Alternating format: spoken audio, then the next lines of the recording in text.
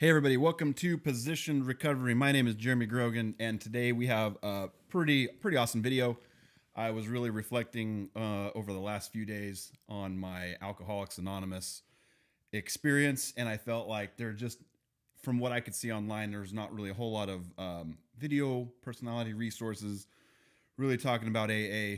I could be wrong, maybe I didn't look far enough, but there's all kinds of resources, literally, like on websites and information you can read. But with YouTube, and it being Alcoholics Anonymous, it's anonymous, so a lot of people are staying anonymous. For those of you who saw the thumbnail, you joined this video, you're a newcomer, you want to know about Alcoholics Anonymous. I'm going to be sharing three things. The three things.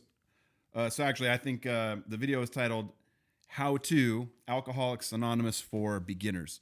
So stay with me. I'm also doing live stream as the format that I'm doing my videos to help keep the production times down. So I just want to go through a couple of things real quick. Let me go, and I wanted to have my live chat right here. So if anybody joins in the live chat, I'll have access to that.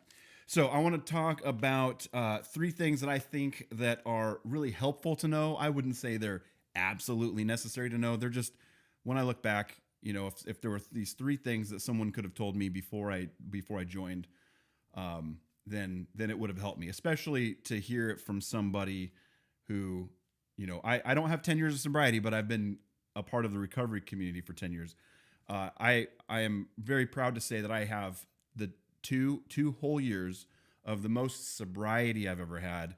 And I think I did some other videos you can check out if you follow through my stuff, where I talk about the difference between sobriety and abstinence. And I think there's a little section or a piece in here where I will dive in a little bit more. But I do want to, for viewers that are watching live, or for those of you who tune in, we're in a fundraiser right now. So I have a GoFundMe set up, and it's in the description box. Anything you could give would really help out our cause and the channel, and to help the channel grow, as well as I have a Patreon set up. It's patreon.com/positioned.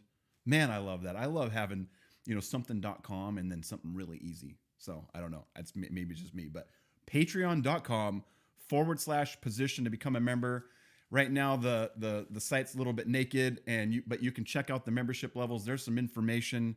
There's I believe a video that you can watch that's connected to YouTube. And we're a growing community trying to step out in these crazy times. And really, I think we want to take recovery by force. There's a lot of people struggling right now that my sister, I was talking to her, and she lives in another city, and she's an active AAer, and she said that she's been watching people with like 10 years plus fallen really hard. And so not everybody, but there's a lot of people that are struggling right now. So I feel like it's time to just step it up, build some social media presence around our recovery, and let's do this, guys. All right, so let's see. The three things that I want to talk about today are going to be the for Alcoholics Anonymous, literally specifically for AA. A lot of our videos will cover more other topics or more specific topics, but today we're being specifically talking about AA. Just checking the live chat. Okay, so we're going to talk about the must-have resources. So if you're brand new, you want to get these resources. What to expect. I'm going to talk specifically about people, places, and things to expect around the AA community, as well as my experience with AA. And that is not scripted. So I've got a few notes on some things that I want to talk about that are regarding the must-have resources. I have those resources here. We're going to go through those. And then what to expect. I wrote some notes out. But when we get to my experiences part, I'm literally live. You might be watching this after it's live, but I wanted to do it live, and I wanted to do it really candid, so that I didn't have any notes, and that I was on the spot, and that it would really just come from the heart. So for those of you who are familiar with the channel, we got a little bit change up of scenery. My wife found this awesome couch here on a deal, so we picked that up the other day, and I wanted to just try out doing a video in more of a relaxed kind of a setting. And this is really comfortable for me. I really like this.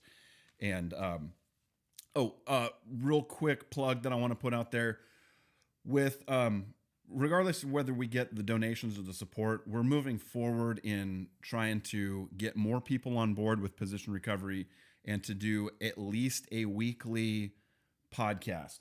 So I want to get a weekly podcast going so that we got more people involved. And what the plan will be is to have, I'm going to have 3 regular people, and then we're going to have like a 4th guest person. And then, if people aren't able to make it on a particular day, the goal would still be to have about 4 people have a conversation about the topics that are important to everybody. So at any time, whether you connect with me on this video or other videos, you can always send an email to info@positionstudios.com. Tell us what you think about the channel. Give us some ideas. What are some videos or topics you would like to hear or talk about or see?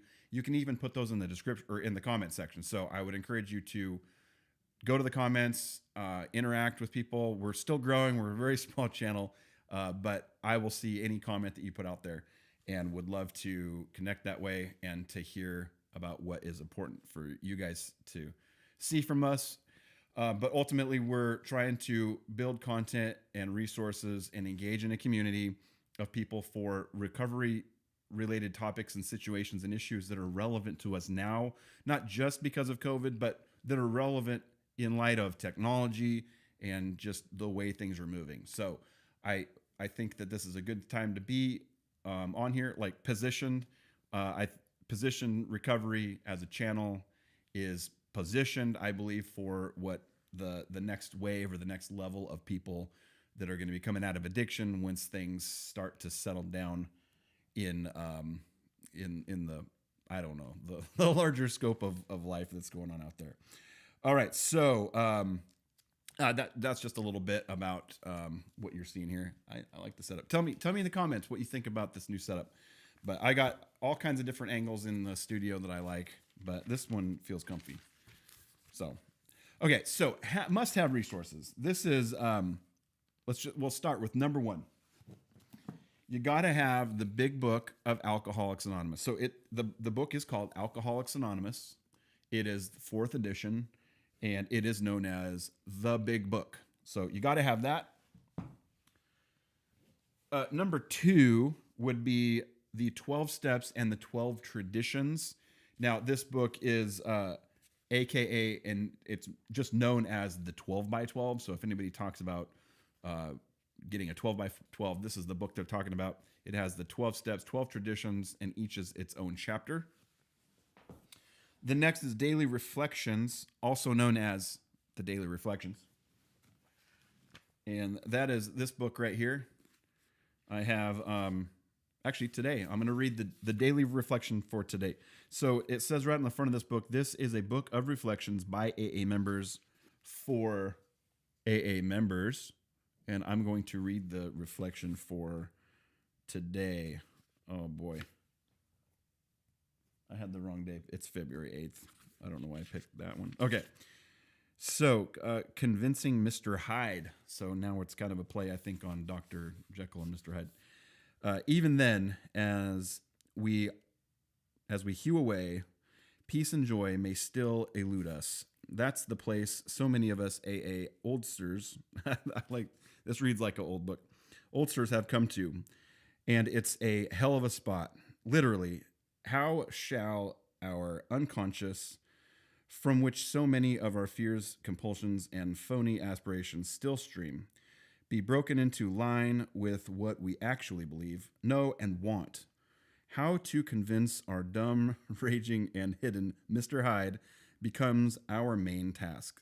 And that's got a reference to the Language of the Heart, page 237. I'm not familiar with that. But it goes on to say, regular attendance at meetings, service, and helping others is the recipe that many have tried and found to be successful. Absolutely. Whenever I stray from these basic principles, my old habits resurface, and my old self also comes back with all its fears and defects. The ultimate goal of each AA member is permanent sobriety achieved one day at a time. This is perfect. So I'm actually primarily a Celebrate Recovery guy, and that's the spot that I pretty much hang my hat. And at our local Celebrate Recovery, I'll do the announcements, and one of the focuses. So we have announcements talking about, when you want to contribute coffee, or you want to help greet people, or whatever. When I get to the slide that talks about connecting, that is where I literally say the same thing. So if you were to not really grab a hold of any one principle right away, like the one thing that I would hope that everybody would get would be to stay connected. Because once you disconnect, then that's where things start to get really bad. We can deal with all the other stuff later, right? We can deal with the relationships. We can deal with situations, people, places, and things. That's the kind of cliche kind of a thing that you'll hear a lot, is people, places, and things, because we don't have any control over those. But if you just simply show up and you get connected to people, you can't really go wrong, especially when you're thinking about having that drink. You got to call somebody. But when you start slipping away from the meetings, and you start slipping away from those people that are close to you in recovery, that's when we start having the bigger problems. All right, so let's move to As Bill Sees It is another book. And this book, I put a note here, this book is a great topical resource for meetings and personal devotion. So if this is what As Bill Sees It looks like. It's a great little book. This is actually the first one I've ever owned. I always wanted one, but anyway, I have one now. And so as I just flip through it, you see that there's the topics. So no boundaries, start by forgiving, suffering transmuted, and God will not desert us. So those, you can see, are some of the topics. You can use these in meetings. In fact, they probably use these in some meetings. Also, the daily reflections can and will be used sometimes in meetings, as far as providing a topic. And then the fifth resource is what we would call the big book, aka the Holy Bible. So this kind of is like a traditional, all the old timers. So this used to be the set, and then this becomes the set, and then you get the daily reflections, and As Bill Sees It. This is your spiritual awakening set, is what I'd say. I'd say if you have all these books right here and you read them, then you're in pretty good shape. And you need some friends too. You need some people to connect with. You need to be going to meetings. But you have people in these books right here. This is my favorite right here, the Holy Bible. But these are all great books. And so those are resources that are going to be absolutely important for you to have.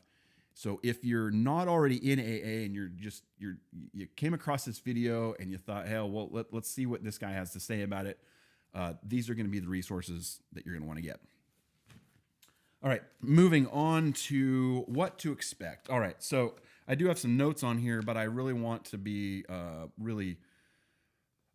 want to give you real information about what to really expect, right? And so I think I covered some of that here, but if something comes up as I'm talking, then I will chime in there.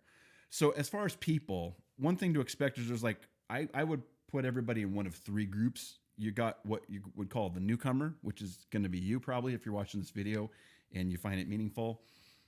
It's going to be 0 to 1 year in recovery. I don't know if I would call personally, I wouldn't say somebody who maybe had 10 years and then relapse and they come back to a meeting they've been going to for 10 years.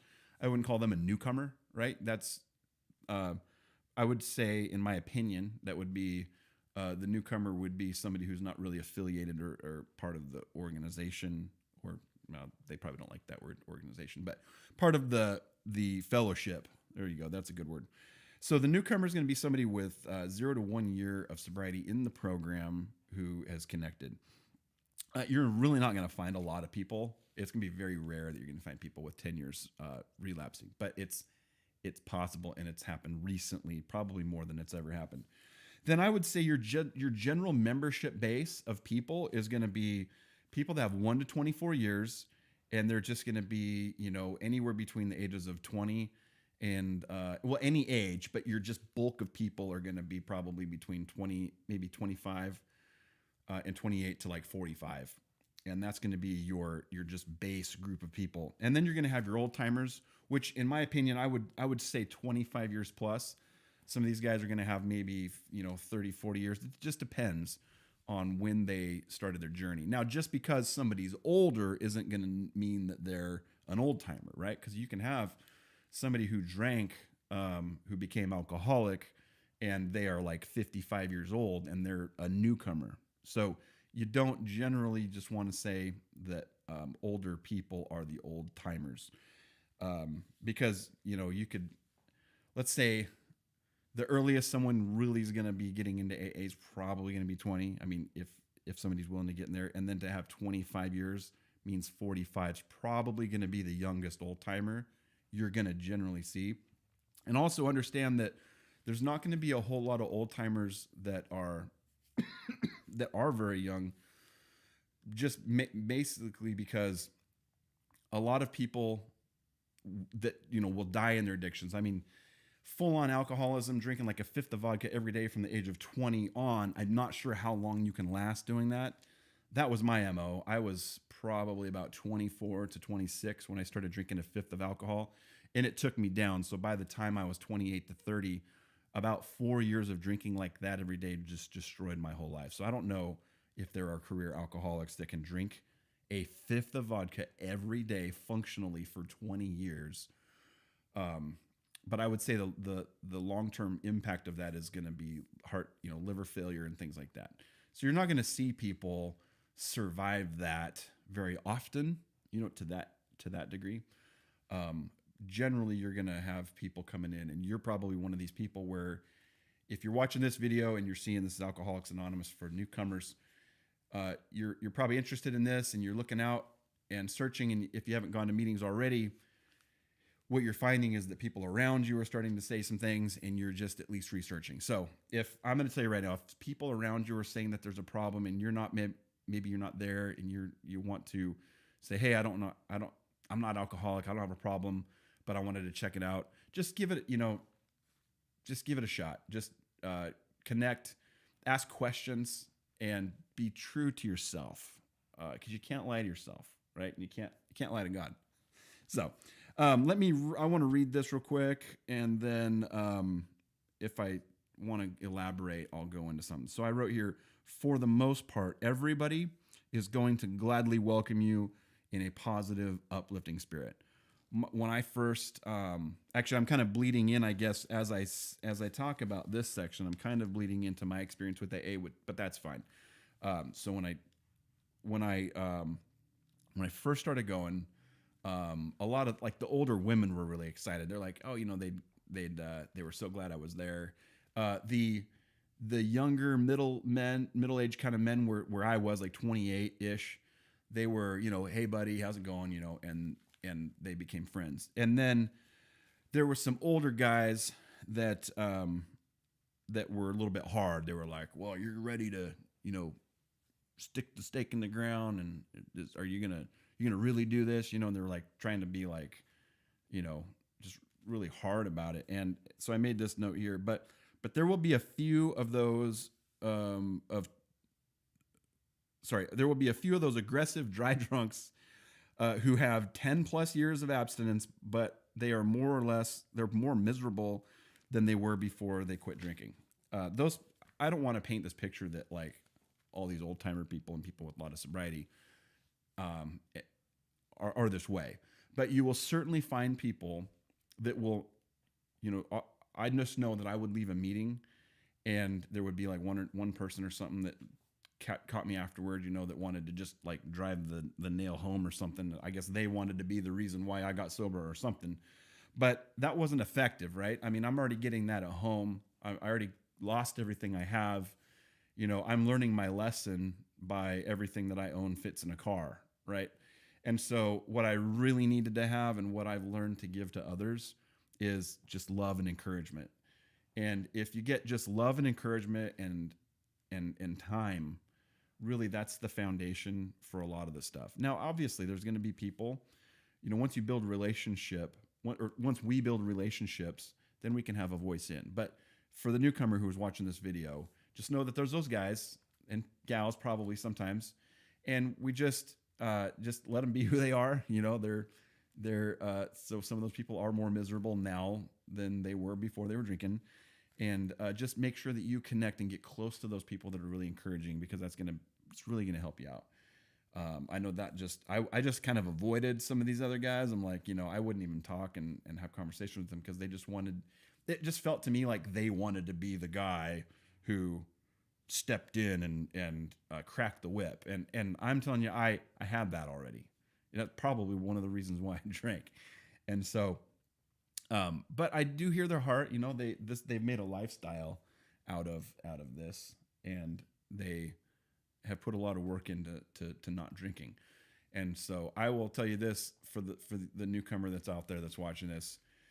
In the beginning, yes, it's a priority to stop drinking, but look, there's life out there. Like your life changes. And as this starts to sink in, and as you learn a new way of life, you actually get to enjoy things. And I know it's so hard sometimes to think that, especially if you're on your third or fourth day, but it gets a lot easier. And just having the right relationships with people will make the difference. And then, I already I made these notes. I said, love wins. Tough love might be necessary for the family, but I already pretty much went through that. So that concludes these notes. And I guess the last thing that I want to talk about is what I said, my experience with AA. So, I gave you the 5 resources, actually a 6th resource of AA. It's coffee. I don't know if you're going to get through without coffee. So I'll drink this coffee in Jesus' name, huh? All right. So AA for me. So here's how my story begins. I'm not going to go into all kinds of details, but I lived in one, capital city of the state that I live in. And I lost literally everything. In about a 2-year period of time, I had lost my job, my marriage, and my home. I was down to one car, and everything. I had abandoned the home. So I had the mother of my 2 oldest kids had left, and the home, I maintained the home until I lost my job, and then I couldn't pay that. And when I moved out of there, I literally probably left like 75% of my possessions at that home. Moved into an apartment, kind of recollected my life a little bit, had joint custody of the children at that time. And then I was on unemployment at the time, so I had an income coming in. It was very bare bones minimum, not enough to be an alcoholic, I'll tell you that. And so, but I was drinking a lot of that and paying my basic bills. And then, I had a girlfriend thing, and then I started drinking even more. Then I lost my apartment and my van. I needed like $2,500 worth of work on it. And it was basically like a brick. The engine just overheated and locked up. And so I just literally left that, moved out of the apartment into my ex-girlfriend's house. Or at the time, the girlfriend I had at the time, moved into her house, and then I had a studio. I didn't really get anything done. I was totally unaccomplishable. I couldn't accomplish anything, but I had a studio that I was paying like $300 a month in rent, but I wasn't paying rent for an apartment, and moved into the girlfriend's house. So I had my stuff between the girlfriend's house and my studio.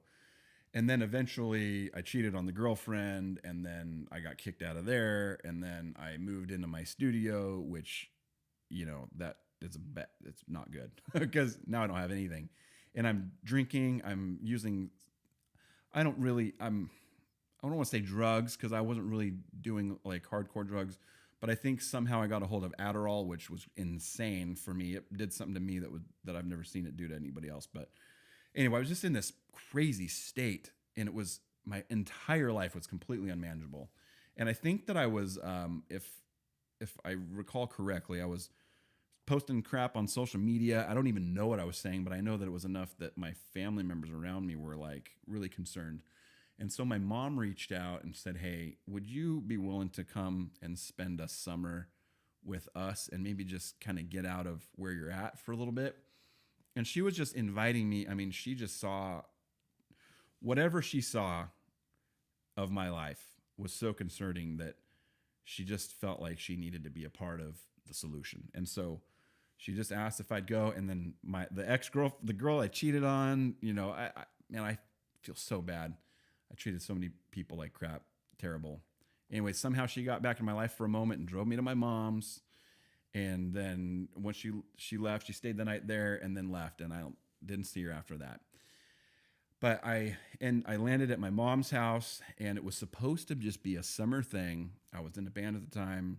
I told them I'm taking a break. They got another guitar player to, not just to fill in, but it's because I was unreliable. I mean, when you're in a metal band and they're like, you're an alcoholic, dude. You got trouble. Then you're probably an alcoholic, man. If you're in a metal band and they're telling you drink too much. So they had another guitar player, and it was just, if I was going to come back, it would have been the two of us. But I ended up not coming back. But here's where my journey started. My stepdad, I'm an adult, man. I'm like 28, right? Going to my mom's, and I have a stepdad, and they're saying, "Hey, if you're going to stay here for the summer, we need you to go to Alcoholics Anonymous." And I didn't argue with that. I was just like, okay, whatever. I didn't want to at the first time, but I just was like, okay. Well, when I first entered the rooms, I mean, I'm trying to recall this. So I walk into the rooms, and I open the door, and I go in, and it, smells like a church. And I don't really like, at the time, I'm like an atheist. I don't want anything to do with the church. I don't want anything to do with God. But if this is where they're going to have it, then whatever. And so I go in and hear the meeting, and everyone's excited. Like, really, everyone's excited that I'm there. And now that I, step back and look to where I've been, of course, there's something happens within us when we see a new person come to life, start to get life, right? And so it feeds our soul, and that's why a new person in these meetings will just light it up. And so if that's not your experience, then go to another meeting. And if you have a real trouble, then reach out to somebody. In this day and age with technology and stuff, should not be hard to connect. But so I go into these meetings and I start connecting and start making some friends, and then I really just get kind of put under the wing of a group of guys. I wouldn't even just say one person, but a group of people. And these guys, I spent probably the next year with these guys. And it was an incredible experience. The more that you give, the more that you're going to get. And it's okay for your first couple of meetings to just be shy and sit in the back. But eventually, it's going to get to you in a positive way, meaning people are going to just say, how are you doing, man? I hope things get better. Or they'll just come by and you'll get like an older lady go, it's going to get better. You just keep hanging in there. And those are those little moments that I can look back on and know that, that was the beginning of something that has changed my life. Now, for those of you that came here for the Alcoholics Anonymous video, that's going to conclude the Alcoholics Anonymous portion, just giving you my experience as the newcomer coming in, giving you some of the resources. Go check those out. But I want full transparency here. And so at where I'm at today, 10 years into the recovery lifestyle, I don't just have a God of my understanding. I have the God of Abraham, Isaac, and Jacob. Christ is my God, and I have a heavenly Father, and He has blessed me and taken me to places that I never thought were possible. And so my recovery journey ultimately has concluded, and well, not concluded, but what I mean is it took itself to celebrate recovery, or a more faith-based place. And so I'm not as active, or if all, I think I'm going to start getting back into Alcoholics Anonymous and just connect with people. But that's not the place where I ultimately hang my hat anymore. But I will tell you this right now, I wouldn't be in the space I'm at, and I never would have even thought about sober recovery or about more of the redemption and freedom and total transformation. I wouldn't have gotten there without Alcoholics Anonymous. So the reason why Alcoholics Anonymous has a dear place in my heart, even though I don't necessarily stand on the God of your understanding, it was a absolute bridge, 100% absolute necessary bridge for me to come into the understanding that I have of who God is. And so, I got my wife on here. So I wanted to, at the end of my videos, I like to do at least check out the live chats. And I would encourage any of you that come across this video later, if you see that I go live, feel free to hop in the chat. Also share this video, please, with other newcomers. If you have a loved one, if you're watching this video because you're reaching out for a loved one and you're not sure what to do, send them this video, share the video, subscribe to the channel. I'm working on doing content that's not just exclusively for the addicts or alcoholics or people in recovery, but a lot of the content I want to start doing to help people that maybe have a loved one who is struggling and maybe it's disrupting the family, and you're like at your wit's end and you really don't know where what to do next. So without really anything else to say, guys, I just want to put this video together. I hope that it's encouraging and helpful for the newcomers to engage and to connect.